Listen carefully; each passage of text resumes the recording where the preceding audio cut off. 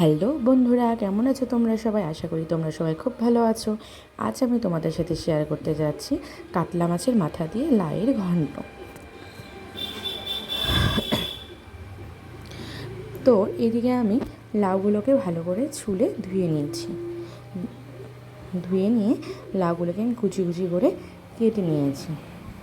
এদিকে বড়মশাই লাউ ঘন্ট করবো দিকে কাতলা মাছের মাথা নিয়ে এসেছে। আমি এখন মাছগুলো ভালো করে ধুয়ে নেব। আমার মাছগুলো ধোয়া হয়ে গেছে, আর এইদিকে আমার কড়াই গরমেও বসিয়ে দেওয়া হয়ে গেছে।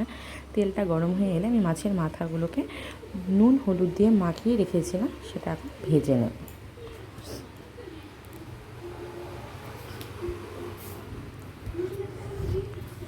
কাতলা মাছের মাথা দিয়ে লাউ ঘন্ট খেতে বেশ ভালোই লাগে, আমার তো খুব ভালো লাগে।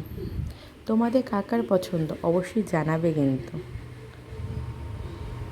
তো আমার মাছগুলো একে একে ভাজা হয়ে গেছে। আমি এখন ওই তেলেই তেজপাতা আর পাঁচফোড়ন ও সোমবার দিয়ে দেবো, আর আদা আর কাঁচা লঙ্কা চিড়ে নিয়েছি, সেগুলোকে সোমবারে দিয়ে দেবো। সোমবারে দিয়ে আমি যে লাউটাকে কেটে রেখেছিলাম সেই লাউটা দিয়ে দেবো। দিয়ে ওটাতে নুন হলুদ দিয়ে একটু নেড়ে চেড়ে ঢাকা দিয়ে দেবো, যাতে লাউটা ভালো করে মজে আসে। আর ঢেকে দিলে লাউয়ের থেকে অনেকটা জল উঠবে, যাতে লাউয়ের জলেই লাউটা সেদ্ধ হয়ে যায়।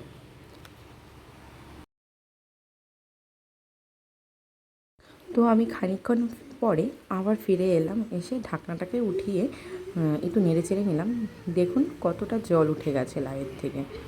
তো এখন আস্তে আস্তে আমি এটাতে একটু জিরে বাটা, আদা বাটা যে করে রেখেছিলাম সেটাকে দিয়ে দেবো। দিয়ে একটু ভালো করে নেড়ে চেড়ে মাছের মাথাগুলোকে যে ভেজে রেখেছি সেই মাথাগুলোকেও দেবো।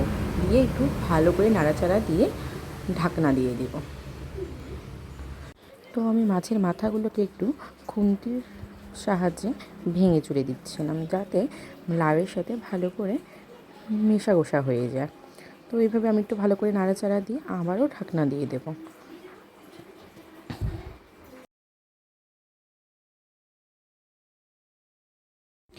লাউটা প্রায় হয়ে এসেছে। এই পর্যায়ে আমি এখানে একটু চিনি দিয়ে দেবো।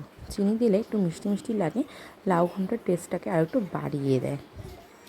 তো এটা প্রায় জল টেনেই গেছে, আর একটু শুকিয়ে নিয়ে আমি লাউ ঘন্টটাকে নামিয়ে নেব। তো আমার লাউ ঘন্ট রেডি, এখন টেস্ট করার পালা। Tata, bye bye.